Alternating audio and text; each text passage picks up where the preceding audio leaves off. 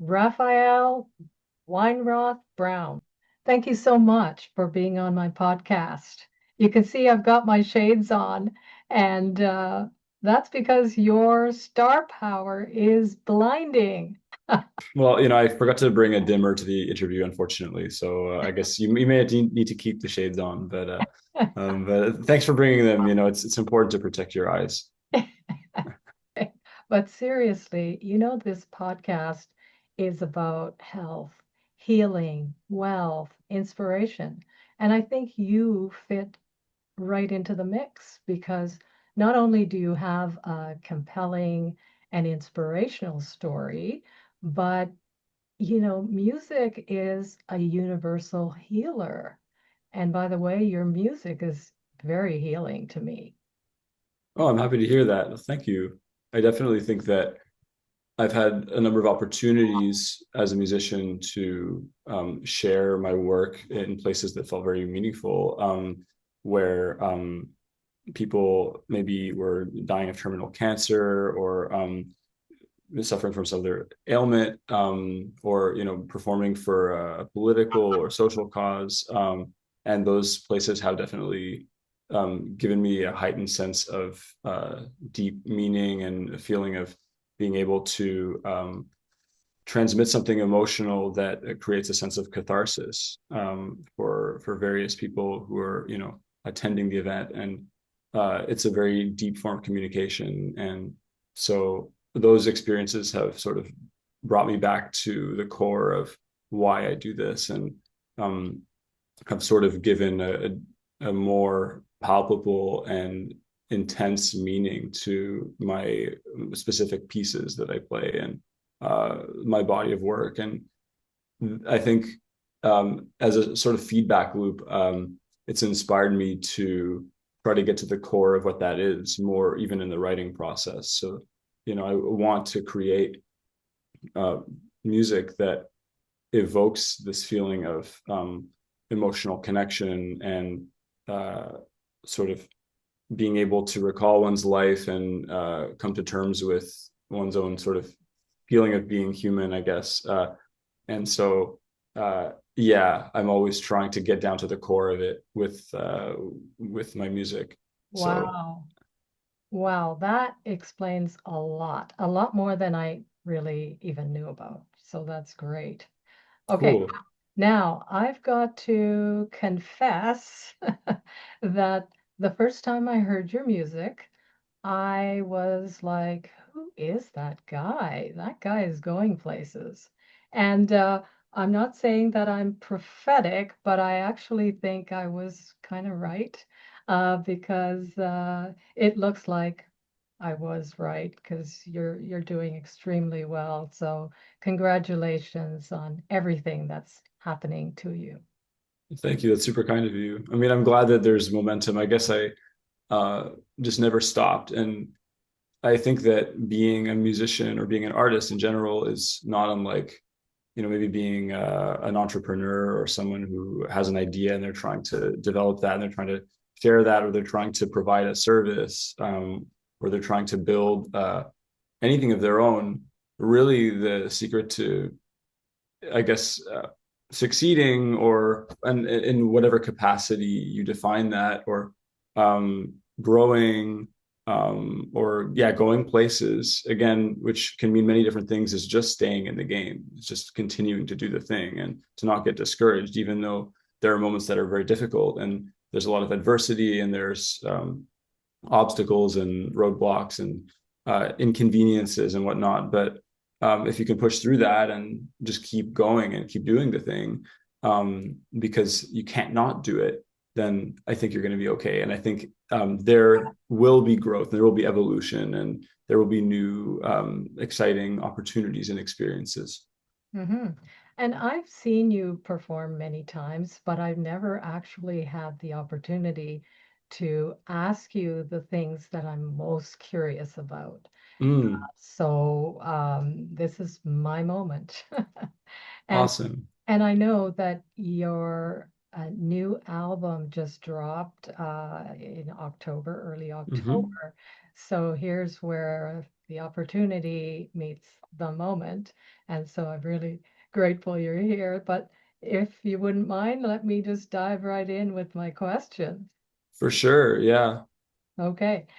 So I'm curious to know what inspired or drew you to the cello. Well, I think it was really just the fact that it was different from the norm, that it wasn't the most conventional instrument that everyone starts playing when they have the opportunity to take music lessons. So I knew as a kid that most people usually start on piano or guitar. In the Western world, I think that's fairly typical. And I liked those instruments, but I think I always had a deep instinct that I wanted to do something a little bit less conventional and uncommon. And I loved the cello, and I had heard recordings of it at home.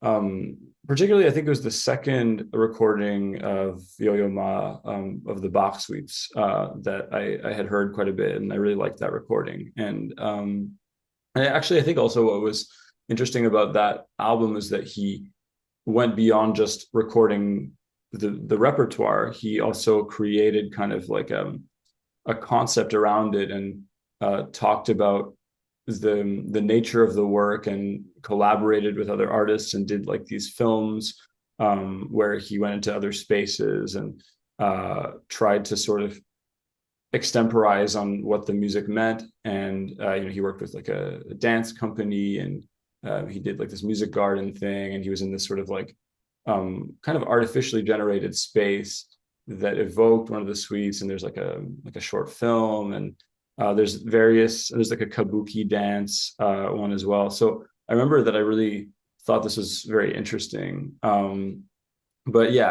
I just knew about the instrument, and I liked the sound of it, and I liked the level of depth and complexity around it, but on a very like instinctive level. And I just liked that it wasn't what all my friends were doing. So So yeah, I some artists say that the cello chose me. Do you ever feel that way? all the time actually. Yeah, it's a weird thing where you set out on your path and you hit this fork in the road, and then it's almost like you choose one of these two paths, but you don't know where they're going to lead you yet, and you don't know why your instinct is drawing you in a certain direction, or why you have an intuition, but you just do. Yeah. And it's almost like the path chooses you. And I completely resonate with this, with cello and with music in general, because I never thought that that particular instrument would take me as far as it has. I knew that I would do music. I just loved it so much, and it seemed like something that was feasible, that like I could understand. Like that. I think every person has certain disciplines or certain ways of approaching an activity that just makes sense to them. And for me, yeah, being a creative person and playing an instrument, and particularly like a string instrument, those things were always very intuitive. They just kind of made sense. So that's part of why I just felt like it was something that I could see in my future, but I didn't know how far it would take me, and to what extent I would be immersed in it. I call that a divine calling.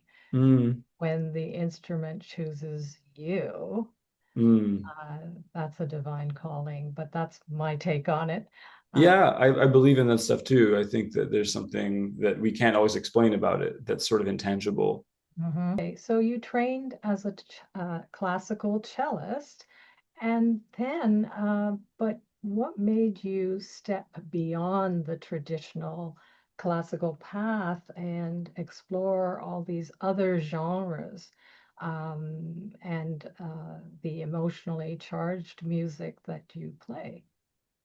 Well, I think I was always composing music. So I kind of began composing and coming up with ideas of my own and writing songs and doing all that sort of thing as I started playing cello, and sort of concurrently with studying music. And so those two things kind of developed sort of independently of one another. But I think that as I got better on cello and I had more of a vocabulary and more of an ability to play the instrument, I was able to express my ideas better on it. And then sort of use that instrument as a vehicle for my compositional voice. So, for instance, I mean, I would say that I started really writing music as a teenager, and I wrote chamber music actually. I notated music for like strings and piano, and I wrote music for bands that I played in because I also played guitar and drums in bands as a teenager. And I played a lot of piano growing up. I did take lessons, but I did a lot of improvising and a lot of composing on piano. So I would say that actually I was a better kind of piano composer than a cello composer, in my teens. Hmm. And that was simply maybe because I had a better understanding of what the instrument could do, and maybe a bit more of an ability to also try those ideas and play them and see how they worked. So I think that I used the piano more as my compositional interface growing up. But I did write for like rock and metal band arrangements, and I did play and record that music. And so Hmm. I kind of had this grand vision of what I wanted to do musically, and that came from having very diverse influences. So Yeah. again, Yeah. yeah. Speaking of those diverse influence, your sound blends the classical, metal, and Middle Eastern influences um, so seamlessly. And I was just wondering, did that sort of come about, over time as an evolution, or was it really your desire to break from convention? Oh, well, I think that's an interesting question because it was both. I think that first of all, I was exposed to all of those different musics concurrently. So I was listening to classical music, both from having played it, but also, we had it on in the house. But I would listen to the radio all the time, so I was really very familiar with like the rock music of the 90s and the 2000s, just from Okay. growing up with it and listening to the radio and knowing all those bands um, and buying the CDs, starting from a very early age. I kind of started my record collection probably when I was like 8 years old. But my parents also had a big record collection. So growing up, we listened a lot to music from all over the world, Hmm. all sorts of different musics. So I felt very sort of versed, I guess, and familiar with music from various places, whether it was like West Africa or India or Scandinavia, or if it was like reggae from the 70s and 80s. There's all kinds of stuff that we listen to at home. Hmm. Medieval music, and a lot of that came from my dad's appetite for just sort of new sounds and interesting groups and CDs that he wanted to collect. And we listened a lot to the radio also when I was growing up. A lot of campus radio actually, and there were programs from here in Ottawa that played a lot of music from different parts of the world. So I got very familiar with that, and it never seemed weird to me because I was just so used to hearing it from an early age. So it wasn't there wasn't a feeling of, oh well, this is like exotic and foreign compared with classical music or Western rock music or whatever. It was all just kind of the same, Right. and so to me, it was just a question of what I liked and what sparked my imagination. Mhm. And to answer the other part of your question, I think I've always had an instinct to break from convention. So even if I didn't feel Mhm. somehow that I wanted to go against the grain consciously, or that I felt like I needed to do something for myself to liberate myself from like a preconceived structure, Mhm.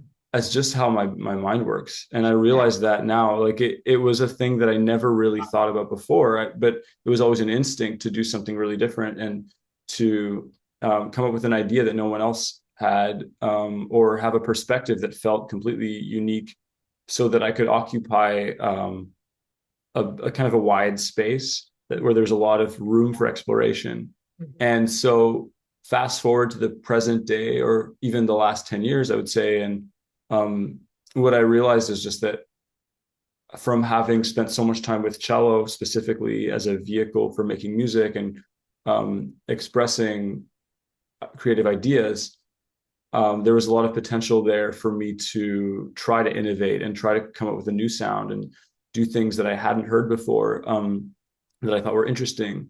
And I think that I felt on one hand that like metal music, which I loved and wanted to do, was already quite saturated with all kinds of great artists that were kind of already doing something Mm-hmm. exciting that, I wish that I was doing. And then in classical music, there were all kinds of amazing players who were doing all these concertos at a level where I'm like, wow, you've got this. Like, I don't necessarily need to contribute a voice to that either, to that arena. But I felt like using cello as a vehicle for expressing ideas that weren't necessarily grounded in a classical tradition, Mm-hmm. that they did, use some of that vocabulary, but it was almost like taking the influence from other places and then using the cello as the vessel for it. That felt like a place where there was a lot of room to innovate and a lot of room to create a sound that I hadn't heard before. Yeah. So it's like all of these things coming together and then feeling like, well, there's all these people that I'm going to school with who are trying to get jobs, and we're all being told we should get these orchestra jobs or we Right. should try to, win these competitions Sure. or what have you. And I thought, well, you know, there's also all this talk about like how difficult that is. And It it is. is really difficult. Mhm. And my first thought was, well, instead of going through the eye of the needle, where there's like this much space for you potentially, and the chances of you being able to break through are much slimmer, why not do something that really no one else can do but you? And I Yeah. think we all have that in our own way. And it's really important to not abdicate that sort of responsibility to share your voice, because every human being is unique and every human being You has bet. the capacity to express and create things that no other human being can do. Right. And that's the power of, I think, being the only rather than the best. Mm. Being the best is subjective anyway. Right. It's like, how does one define that? Like, can one human objectively quantify every other? Like, I don't think so. Mm. So it's all a matter of perspective, and we're all subjectively, perceiving reality. So True. ultimately, I guess all this to say that like I just thought, you know what, you got this one life, you got to just try to figure out what you have to say and just lean really hard into that and go really deep into that. I And love it. I love it. you know, I love it. You're such a creative soul because creative people want to, break boundaries and grow and learn and become and evolve. You know what I mean? They're not in this status quo kind of mode. uh, yeah, and it takes courage. yeah, definitely. And in the beginning, when you have an idea that feels, well, that could be controversial or that might not necessarily be understood by people, in its, especially in its infancy, sort of like in its nascent stages, then um, it's difficult because you encounter some resistance. Like people don't just accept your idea automatically. Right. They might feel that there's something there, but they don't have a basis for it yet. Like they don't have a reference point. So Mm. it's hard for them to grasp it. But the key is to keep chiseling away at it, because eventually you learn to articulate your idea so clearly that they can't refute that. They're like, wow, this is something. Yeah. And that takes years, and it takes not quitting, and it takes a lot of reflection, so that with every iteration of what you're trying to say, you find a better way of saying it. It's like you're sharpening the tool that you Right. need to use. Right. So yeah, it's a patience game for sure. Hmm. You just have to stay in it and keep uh, becoming more self-aware, Hmm. understanding what it is that you really want to express, and then asking yourself, am I actually doing that right now? Is Yeah. that coming across? Because one thing that I noticed was that my audience, or people that listen to my music, had an impression of what I did based on what existed in the world already. So Mhm. things that I had released already and things that I had done, that was their idea. And that makes sense because they don't know what you haven't created yet, but you know. And so you have this vision in your mind of what's out there in the distance, but your job is to make it. And so with Lifeblood, that was the goal. It was like I got this big kind of ambitious idea. I have a record that I haven't made yet, but that I want to hear. These songs have been sort of existing as ideas and demos and kind of more in the ether for a long time. Let's try to solidify this into something real that people will be able to receive, and they'll go, oh, I get that. Okay. And this is like a logical continuation of the previous work. So I think for any artist, I would recommend that to try to have that combination of like self-reflection and persistence, just continuing to grow, Yeah. understanding what it is that you truly want, that what truly moves you, Yeah. and trying to see if what you are actually manifesting into reality is aligning with that. Yeah. Well, that answers my next question, but Okay. because as I was doing some research on you, your music has been described as discipline and defiance distilled into sound. So Oh, beautiful. you've given me the explanation of how it all works in your mind. Um, yeah, and when you perform, there's such a raw emotion that's so apparent. It's not just about technical mastery, which you've got with your classical background, but you can deeply feel um, into our own raw emotionality as human Mm. beings. Mm. So I want to know when you play, Mm. uh, in what emotional space are you kind of embodying or stepping into as perform? That's a great question. I'll see if I can answer it in a way that makes sense. So I think, first of all, when I step on stage, I'm definitely trying to create an atmosphere, and I'm trying to sustain the atmosphere throughout the performance, Hmm. because I want to almost open up this portal for the audience to go into. It's like, I mean, when you watch a movie, for instance, all of a sudden you kind of get absorbed in the movie. At the beginning, maybe you're not sure what's happening, and you have to sort of piece together the various strands of what's going on. But then after a certain point, you're hooked because there's a feeling of investment in the narrative Hmm. and of immersion in the world. There's a feeling of believability. So I think that performance sort of aligns with that, in that you need to uh, create a feeling that you are part of something that connects you to the music, it connects the audience to the narrative and the intrigue and the emotion of the music, Hmm. but also that you're connected to the outer world as well, and that's something that I believe in very strongly, that there's an aspect of channeling and sort of trying to communicate something intangible, because music is this, it's a really strange thing as an art form.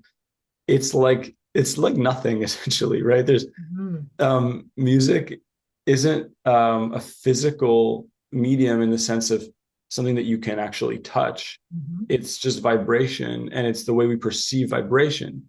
So Yeah, that's it's so how do you, what's it's that? frequencies and vibration and all of those are the things that actually get communicated if you look at the quantum level, the cellular, Right. right? Because your energy, the energy and the emotion that you have, you're transmitting that to the audience. I Mm. don't know, that's my theory anyway. No, I'm with you. Yeah, the transmission needs to be clear. I Yeah. think that's the main thing, is that the audience should receive what you're trying to put out. Yeah. So I think that being able to conjure a feeling and an intent with a lot of specificity and a lot of focus, and to be able to sustain that commitment to your offering, because it's like you're making this offering, and you're creating a ritual, and you're giving this thing to the audience, and you want to give it with your entire being. You know what I mean? It's like Hmm. you're, all of you is there. Mhm. Like, I think that people sense that. And so that brings me to an important a point which I think is important. Um, what I've noticed, at least for myself, is that when I do something, I tend to be very all in with it. And it's a kind of all or nothing. Like Mm. either I like to do something and I really care about it a lot, and or I don't really, it's just not really interesting to me. Mm. So when I'm performing, there's this feeling of like complete commitment to the music, which just comes from this feeling of like, I really hope you guys like it, and I really hope that it feels meaningful to you, because it sure as hell feels meaningful to me. Mm. And in fact, because of that all inness and because of that kind of like hyper focus state that I go into Mhm. with that and other things, but I really feel it with playing and performing and creating music. Yeah, it's like there's kind of nothing else for me often in that moment. It's like um I'm kind of like looking through like a horse in blinders, or like into this microscope, and there's this feeling of intense hyper focus that happens. And so I think that that also that sort of feeling of immersion and there being nothing else translates for an audience. So I guess it's just like, give it everything, because um, all we have is the moment anyway. So the idea of being able to give yourself over fully to the moment is very powerful. And I think that that feeling of presence as a collective too, because, it's it's a communal art form. It's received and experienced communally. It sort of unites us in the moment, which is like the ultimate feeling of being human and being alive. True, true. You know what? I was really curious about instruments and the vibrations and frequencies and how the body reacts to Mm. certain instruments. So I looked up, the cello, uh, Mm-hmm. among other instruments, and it ChatGPT is what I used. They're not always right, but anyways, I think they got it right on this one. The cello is about heart and emotions, and Mm. it makes sense. I mean, that's the emotionality that you're expressing through your performances. I mean, yeah, I try my best to, and I think that, yeah, the timbre of the instrument itself and the frequency range feels somehow it speaks very directly to people. I think again because it's so similar in terms of the frequencies that the human voice occupies, Mhm. and it's kind of like a human sized instrument in a way, and it feels very intimate. There's something that's intimate, and um, it feels less like an instrument and more like a voice, I think. And there's a few instruments that can produce this type of quality. I think the Armenian duduk is another example of an instrument that's like so emotionally powerful. It really feels like it's coming from someone's voice and not from this reed instrument, Yeah, yeah. Um, and that's also part of the illusion, right? It's like we're kind of Mhm. um, engaging in a sort of a wizardry or magic where you see one thing and you think you're perceiving one thing, but it actually takes you somewhere else, or it's like you're looking through this mirror or this looking glass or whatever, and or this kind of kaleidoscope, and um, what is reflected back at you almost gives you more clarity than reality itself. It's like this kind of um, place of between dream and reality, I think, because I Mhm. think dreams give us a lot of clarity. It's the subconscious speaking to us Sure. when the conscious mind is asleep. Mm. So I think that one's experience of art and definitely time-based media like music and dance definitely takes us to those places. Mhm. I see on your t-shirt you've got Apocalyptica, and Yeah. I know you've collaborated with incredible artists, of which Apocalyptica is one, Mm. Leprous, Devin Townsend, Evanescence. What has the collaborations or that creative chemistry in the collaborations done for you? What have you learned from those experiences? I mean, collaboration has been a very big part of my career. And I think in the beginning, it opened me up to different styles of music that I may not have appreciated or understood as much. So when I started working as a collaborative musician and a session musician, hired gun in particular, I got asked to work on things that were not really the type of music that I listened to, but I still committed myself fully to it. And I thought, okay, I really want to do my best and work with this person and have a fruitful collaboration and make something that I really feel good about. And I think that having done that in many different instances kind of helped shape my vocabulary as a cellist for sure and as a composer. Um, and also it kind of gave me a certain openness to working with people where I thought, well, there's probably always a place where you could contribute, where you can always find something that you can give to a particular piece of music, and you can find ways of communicating and collaborating that are very uniting. Mm-hmm. So yeah, a lot of my early experiences were as a session musician on recordings.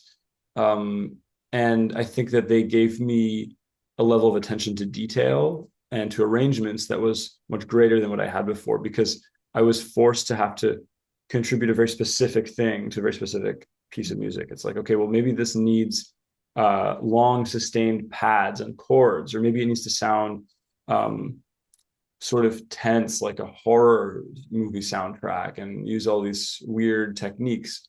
Maybe I need to imitate an instrument like a violin or a synthesizer or a horn section, or I need to play more kind of like bluesy or jazzy or whatever. And so you start developing this flexibility and this much wider palette that you can work with.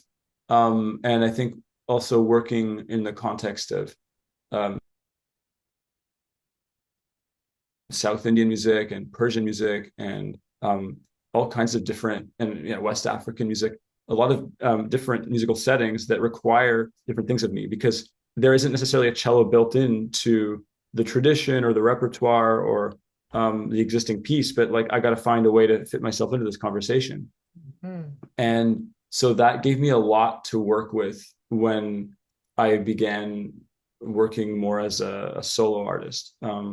Because I'd played in a lot of bands, I had done a lot of session work.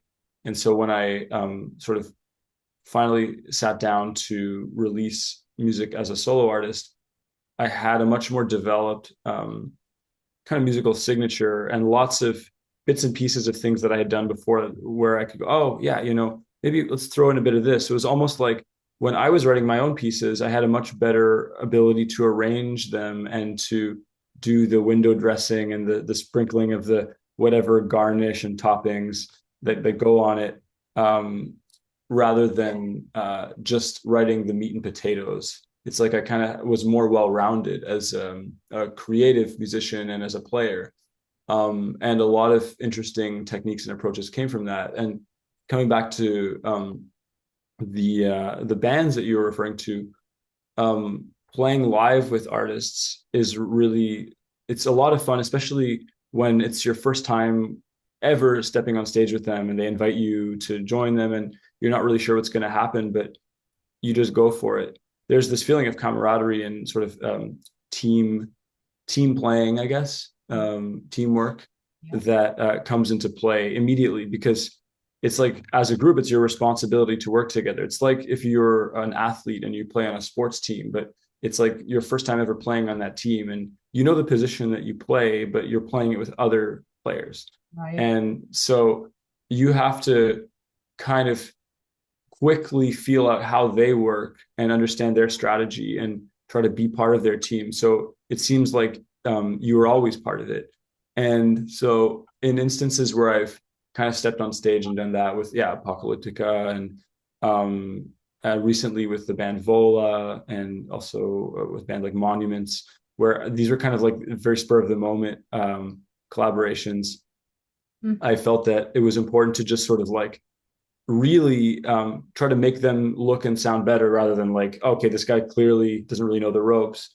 to try to add to that and to try to feel like I was part of it and I was supporting what they were already doing. And I think that in the case of all those bands, they were extremely generous and like gave me a lot of space to do what I do. And with Leprous, I mean, definitely it was the case. And I got a lot of opportunities to grow and evolve with that band and contribute both as a live musician and as a recording musician.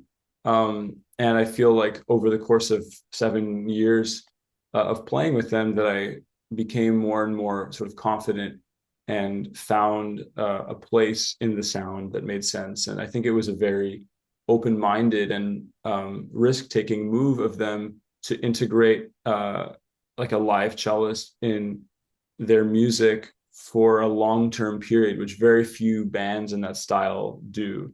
And to find ways of integrating it in a very natural way rather than trying to just sort of use all these kind of fake string sounds and to use a lot of like keyboards and stuff. It really feels very integrated in the composition. And I also wanted to feel as a live player very integrated into the stage show and the way those guys move on stage and their whole aesthetic and their vibe. And every band that I've played with in a live setting has its own kind of energy and has its own aesthetic and look. Yeah. And so my goal is to both fit that, find out sort of where they lie, but then also to still be me. And it's like, oh yeah, okay, we recognize his signature, but it feels integrated too. So you've been called one of the most innovative cellists of your generation, redefining what the cello can do. Um, what has that journey taught you, not just about the instruments range, expressive range, but yourself as an artist? Great question. I think one major takeaway from my experience of, I guess, trying to plumb the depths of this instrument and trying to find more ways of creating sound worlds with it is that in my experience of playing live, especially, I've encountered a lot of people who may not have connected as deeply with the instrument before, but after hearing the performance and seeing also what's being done and seeing the different techniques and the different approaches, that they connect with it more and that it feels more relatable to them. And I call this sort of democratizing the instrument, where it's like, oh, we thought that people who play this instrument only do this, but actually they can also do that. And that's really nice for me because I guess at the core of my own musical philosophy is open-mindedness and being open to different perspectives and approaches. And because I think that's essential to creation. If you are creating, but you always have a fixed idea of what's good, then you'll probably run out of gas at a certain point because you keep trying to sort of use the same strategy and rather than considering, well, what if I changed my approach and I sort of put aside all of my preconceptions about what's good and I tried something else sort of from scratch, from the ground up, rather than repeating a strategy that worked. So yeah, I always try to, I like the idea of encouraging openness and exploration. And, if people come to my shows and even if they're not interested in kind of going deeper with my music, if they're just interested in seeing more cello stuff or exploring music in general or exploring their own creativity, then I feel like I've kind of done my job, you Yes. know? And you know what? You're proving also that the cello belongs in the 21st century. Yeah. You know, uh, Yeah. but I have a question to ask on that. What do you think is the role of the cello in modern music today? Interesting. Tough question. Yeah. Well, I'll try to explain how I've seen it vis-a-vis my own career and my own experiences. One of the biggest sort of blessings for me as a musician has been getting to work with people from all different countries and cultures, people who speak other languages, people who have other beliefs. Yeah, people who play very different styles, people who are not musicians, but other types of artists, working in multidisciplinary collaborations, be that dance or spoken word poetry, or even live painting, and projections and, people who are doing more kind of movement related stuff, whether it's like yoga or more kind of fitness type things, like even like weightlifting. So I've played in a lot of settings.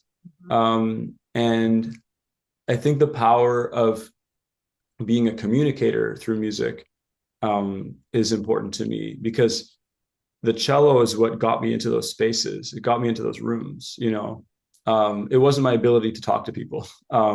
So for me, at least, the cello was a vehicle. It's like taken me to all these places, and it's opened a lot of doors, and it's started a lot of conversations, which has led to a lot of great relationships and further experiences. So, I mean, at least in my experience, the cello has been this connector. It's been this thing that represents my own sort of soul as a person, but also my musical and creative voice. And it represents maybe like an intersection between tradition and modernity, like past and future, which are also important, I think, to my approach to creation.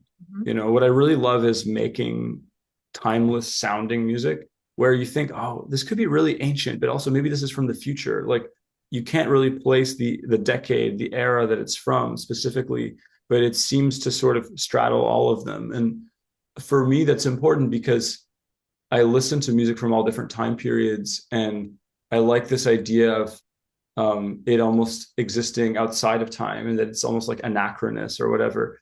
And I think that creation itself is timeless. Like, human beings have always created long before we had more advanced technology. It's like there's been creations that happened in caves that are, I think, just as kind of powerful and evocative as anything that's created today. So that kind of proves that art sort of exists in the absence of technological innovation. It's like intrinsic to humanness. Yeah. So I guess. Is that what you tried to create in your new album, Lifeblood, which just dropped, as I mentioned, early October? That's an aspect of it for sure. Like, I think that that album, for me, the sort of impetus of the album and the overall feeling I would like for people to receive, what I want to impart, if I could sort of sum it all up in a nutshell, is like the spark. It's like the one like particle that carries all of the inspiration, all of the sort of creative energy, the feeling of receiving something from, it's like you're talking about sort of a divine calling or something that's intangible or otherworldly. That's like, it's like you're catching it in the wind, or it's like the one droplet, and it's like, here it is. You're like, able to distill that down, and then it's like the universe in the grain of sand. It's like, it's so big, but like you can reduce it down to this tiny particle, then you can blow it back up again. And you know what I mean? Just maximize the window, and then like people can experience, they can delve really deeply into it. So I wanted that idea to come through with the record, but it's also a record about just the creative process in general, and the journey and maybe the mission of being an artist. And so it tries to sort of capture both the transcendence of creative moments and being on stage and sort of having the spirit move through you, and feeling the music play you, where you forget yourself in that beauty, but also the dark side of being an artist and all of the struggles and challenges that come with it. And the idea that being someone with a lot of popularity and a powerful reputation and influence and success, all of those things can also kind of corrupt you as a person, because they sort of shift your focus. And the music industry can distract you from the reason why you signed up for this. And so there's this dark side to being an artist as well. And that maybe capitalize on these things that bring you attention, and they bring you Mm. opportunity and fame, but also the energy that where that comes from, while it is kind of a bit more sinister, it's kind of like a shadow side. It's also what takes you there, because Mm. if you didn't have any of it, then you wouldn't be able to push through with the sort of the grit that you need to finally make the thing. That's true. So if you don't have any of the ego and you don't have any of that, it's like what you said, discipline and defiance, like that sums it up really well, because it's like there's this feeling of commitment to the art that comes from a very pure place, Mm. but that's not the only thing that's happening. There's also this like feeling of, I'm going to make the best album I could possibly make. And anyone who, yeah, I'm going to show all the haters, it's like,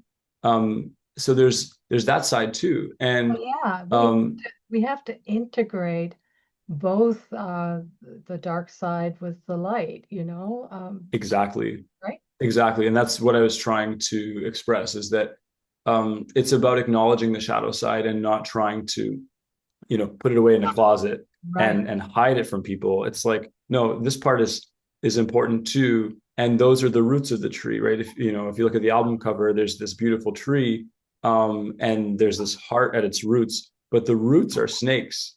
Mm-hmm. So we don't see always what's beneath the surface. We see the tip of the iceberg. But Mm. here the cover shows you both sides. Ah.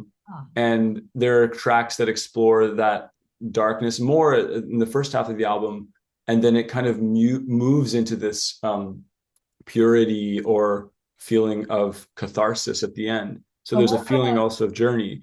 Well, we're going to listen to a bit of it. And so I'm going to put a link also in the show notes where our listeners can grab, a copy of the album. And Awesome. also, I'm looking forward to your release show because I'll be attending on October 24th in Ottawa. Mm, So that'll be great. fantastic. And Okay, awesome. I have one question for you before you go. As you look ahead, what creative direction or experiments are exciting you most right now, if any? That's a great question.